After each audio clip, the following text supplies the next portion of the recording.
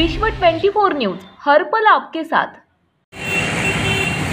नमस्कार, मी विश्व 24 न्यूजने दाऊद मुल्ला। शहर सोलापूरमध्ये अशी महिला आहे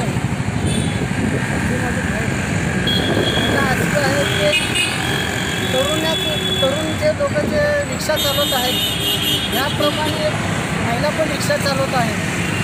तर यांची एक धाडसीपणाच्या हिशोबाने आपण यांच्याशी एक संवाद साधू पण काही आपण पहिली महिला आहो का सोलापूरमध्ये रिक्षा चालवणार? मी पहिली महिला आहे सोलापूरकरांमध्ये। मी गेल्या 4 वर्षापासून मी रिक्षा चालवते सोलापूरकरांची सेवा करते प्रवासी वाहतूक करून। मला इतर रिक्षावाल्यांसोबत सुद्धा म्हणजे खूप प्रामाणिकपणाने ते लोक माझ्याशी वागतात। जेंट्स आहेत की लेडीज आहे म्हणून काय ते असं म्हणजे नंबर मागे टाकणे म्हणा किंवा जबरदस्ती समोर कट मारून सीटं भरणे म्हणा असे कुठल्या प्रकार घडलेले नाही। तर रिक्षाबंधूसुद्धा मला बहीण समजूनच खूप सहकार्य करत आहेत।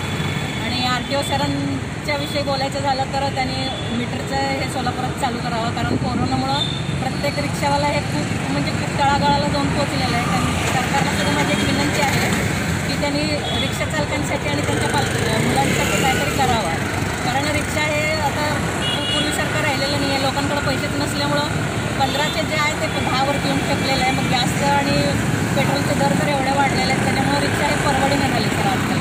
तर ताई मला एक गोष्ट सांगा, तुम्ही सोलापूरमध्ये पहिला महिला आहात त्या रिक्षासाठी? हो, मी सोलापुरात पहिली महिला रिक्षा काय रिक्षा म्हणजे कशा पद्धतीने रिक्षा चालवायचं का मार्ग लावतो? माझ्या मुलं काहीतरी वेगळं करायचंच होतं, त्याच्यामुळे मला हे रिक्षाचं मार्कंडे सोशल फाउंडेशनकडनं 8 दिवसाचं मोठं ट्रेनिंग होतं। तिथं रिक्षागुरू श्री अंबादास काटीकोंडा सर भेटले मला, त्यांच्या मार्गदर्शनासाठी मी त्या 8 दिवसाचा कोर्स पूर्ण केला।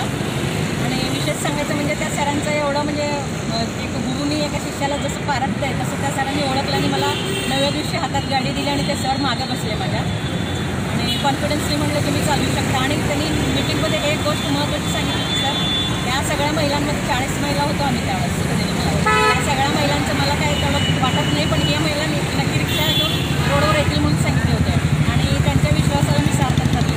आणि काही जर तुम्हाला पुढे जर ट्रॉफिक वगैरे असला नाकाबंदी असली तर त्यावेळेस तुम्हाला काही अडचण प्रसंगी तुम्हाला असं कधी हे झालं नाही? तसं तर झालं नाही सर, मी नाकाबंदीच्या मार्गातूनही जाते।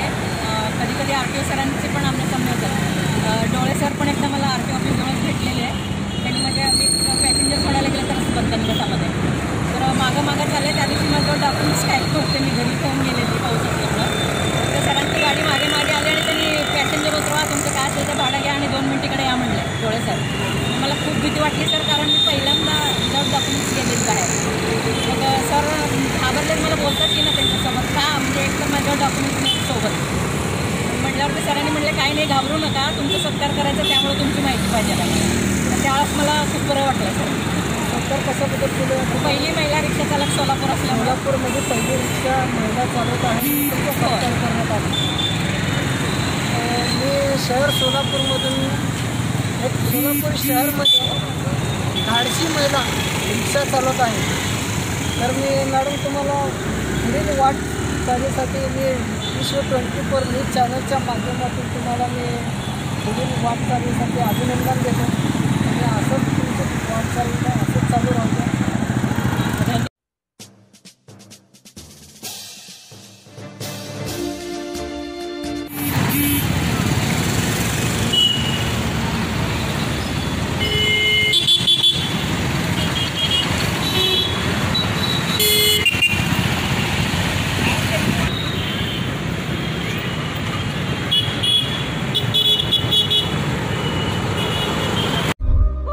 राज्यातील महत्त्वाच्या आणि आपल्या भागातील ताज्या बातम्या पाहण्यासाठी आजच आमच्या विश्व 24 न्यूज चॅनलला YouTubeवर सबस्क्राईब करा आणि बेल आयकॉन प्रेस करा।